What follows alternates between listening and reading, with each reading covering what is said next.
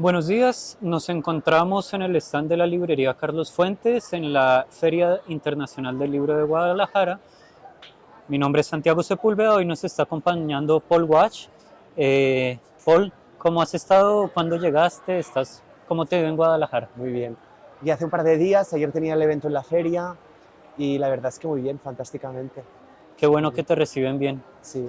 Pues Paul, entremos en materia de una vez. Primero quisiera preguntarte para eh, romper un poco el hielo. Lo que se escucha en los pasillos es cómo es que ese hombre tan joven ha publicado tanto, ¿no? Aparentemente, según una medida imaginaria. ¿Cómo te acercaste a la escritura? ¿Cómo empezaste a escribir? ¿Y cómo empezaste a publicar además? Pues mira, en realidad empecé a escribir, o sea, yo no era un niño pequeño que estaba todo el día escribiendo, que pensaba que quería escribir, o sea, sí que es verdad que tengo como varias experiencias como fundacionales con la escritura, ¿no? Como de jovencito, de pequeño, como escribir un poema pidiendo perdón a mi madre, ¿no? Am, pero empecé a escribir tarde, en realidad. Y empecé escribiendo poemas, que en realidad o sea, lo primero que publiqué fue un libro de poemas. Y más adelante empecé como a escribir como en prosa por primera vez, como experimentando un poco, y vi que ahí había como una historia, ¿no? Que había una novela. Y fue cuando escribí Una palma en el corazón. Y a la publicación siempre había llegado, o sea, por premios en realidad. O sea, cuando publiqué mi poesía fue porque la mandé a un premio y se publicó. Y con la novela también, igual lo mandé al premio de Anagrama y lo gané y se publicó, ¿no? Entonces, fue como se juntaron, bueno, no sé, tener suerte supongo también, ¿no? Pero como que llegué por ese canal, ¿no? A la publicación, sí. Eh, Leí La parte del fuego, bueno, me faltan algunos poemas. Empecé a leer Napalm en el corazón y más recientemente llega En las manos el paraíso quema. Y bueno, leyendo, avanzando en la parte del fuego, noto que hay una pregunta muy fuerte por el lenguaje. Se vuelve una poesía muy, diría yo, ensayística, ¿no? Mm. Una poesía que se pregunta por la escritura y por la identidad. ¿Qué has encontrado en la narrativa y en la poesía que te dé luces diferentes para encontrar el lenguaje que quieres trabajar? Mm. Yo creo que es que en realidad como mi acercamiento a la narrativa o a la poesía no es para nada distinto, ¿no? O sea, como siempre digo que para mí la poesía fue como mi cantera, ¿no? Fue como donde aprendí a leer, donde yo leía poesía, no leía novelas, yo escribía poemas, no escribía narrativa, ¿no? O sea, yo ahí aprendí qué era para mí la escritura, qué significaba, por qué me interesaba, por qué me gustaba, por qué me afectaba, ¿no? Y después llegó la novela accidentalmente, porque de repente como eso se fue como ensanchando, ¿no? Y fue creciendo y se transformó en una novela, pero el acercamiento es casi el mismo. Entonces yo cuando me pongo a escribir novela o narrativa, yo tengo la sensación que estoy escribiendo poemas en el fondo, ¿no? Y eso yo creo que de alguna forma se nota en la novela, en mis novelas, porque no son novelas de trama, no son novelas de personajes, no son novelas como de construcción de mundos como inmensos, ¿no? Sino que son novelas mucho más como sensoriales, emocionales, atmosféricas, ¿no? Y todo eso como lo saqueo, lo aprendí de la poesía, ¿no? Como la búsqueda de un clima particular, cómo cada palabra afectaba, ¿no? Al conjunto del párrafo, al conjunto de la página, al conjunto de la novela, ¿no? Entonces, sí, eso va junto. ¿Ok? ¿Quieres contarnos muy brevemente qué encontraremos en Napalm, en las manos y en la parte del fuego?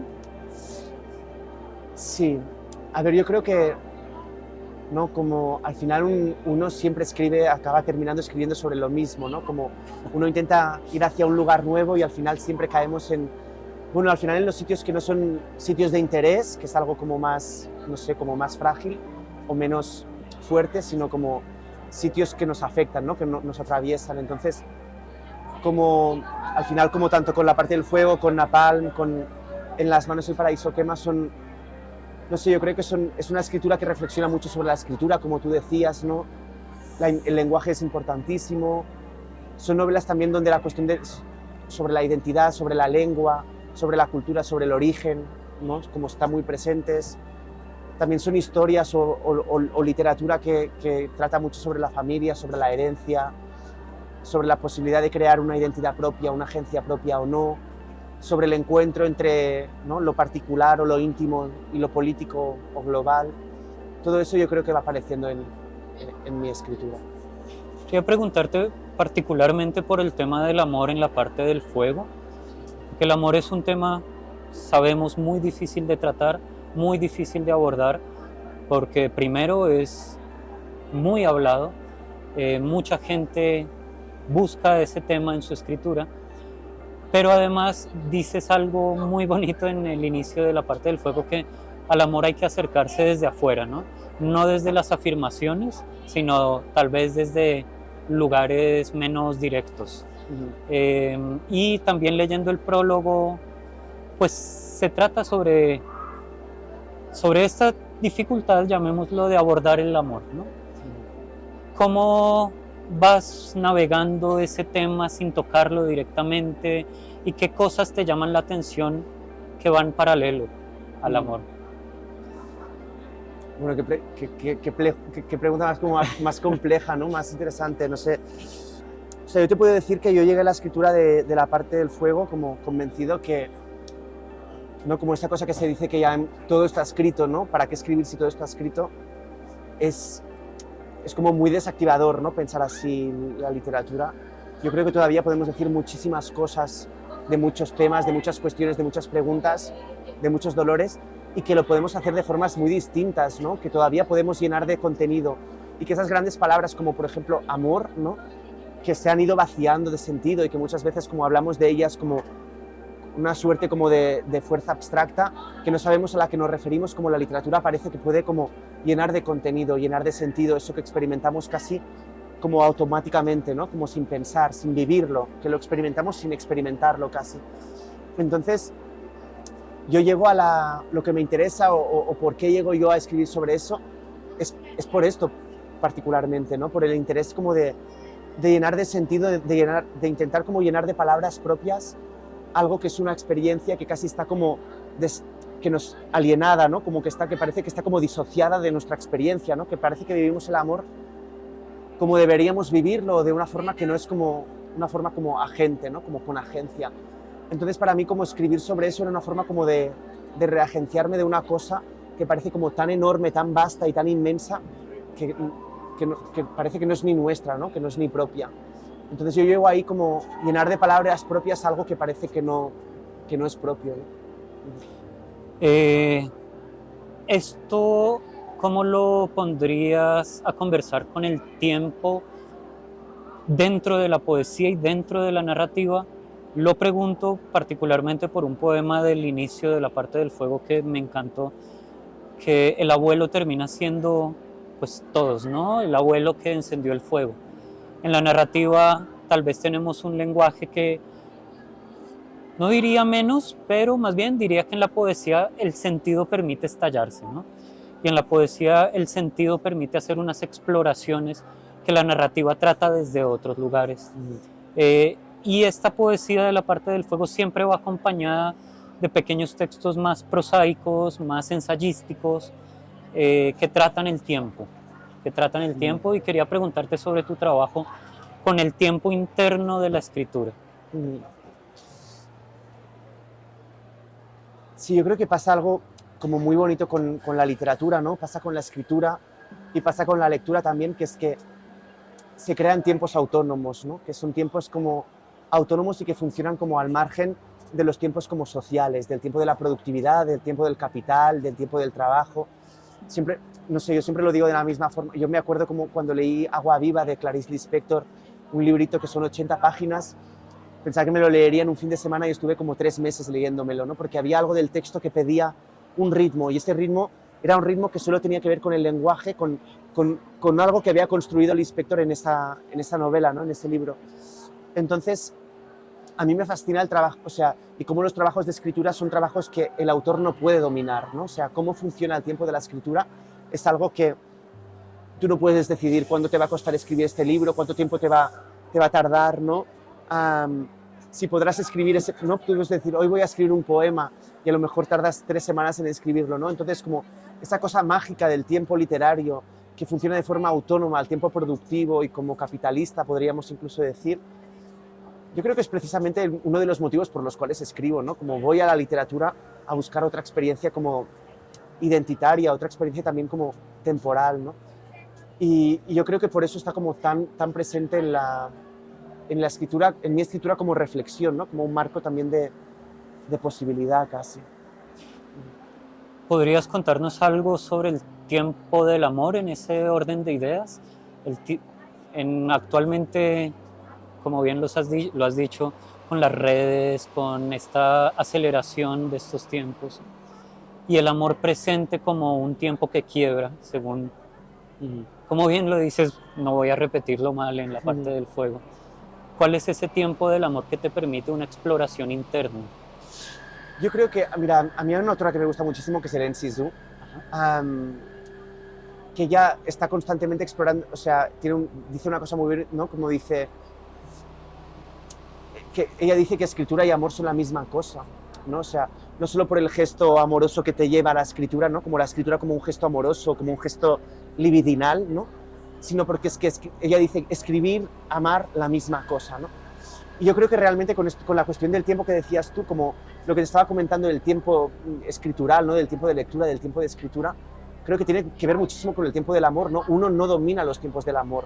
Y precisamente ahora que hablabas de redes, ¿no? Como de aplicaciones, de ligar y estas cosas, ¿no?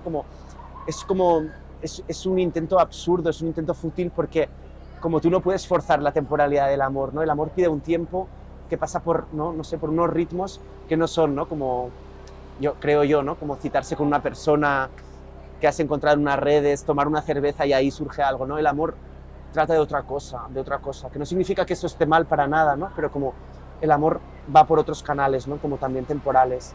Entonces, de hecho, la parte del fuego es una exploración sobre eso, ¿no? Precisamente sobre cómo los tiempos de la escritura y los tiempos del amor como van como paralelamente trabajando como hacia un mismo sentido.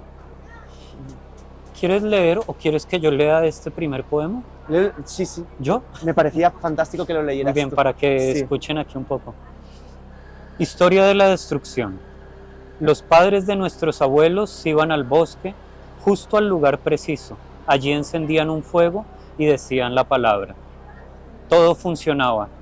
Nuestros abuelos no supieron ya prender el fuego y pronunciaron. Solo sabemos las palabras que tenemos que decir. Nuestros padres enunciaron. El fuego y la palabra los desconocemos, pero sabemos el lugar del bosque al que acudir. Eso basta, pensaban, y en efecto fue así. Nosotros, ni el fuego, ni la palabra, ni el claro de aquel bosque. Todo lo desconocemos, pero de todo podemos aún contar la historia. Lo hacemos. Me parece una entrada fantástica para un poemario, porque primero está un trabajo con el lenguaje, está un trabajo con la palabra, que se reflexiona desde la escritura, por supuesto, pero además con esa relación que tenemos con quienes nos precedieron y quienes han marcado un poco nuestra propia historia, ¿no?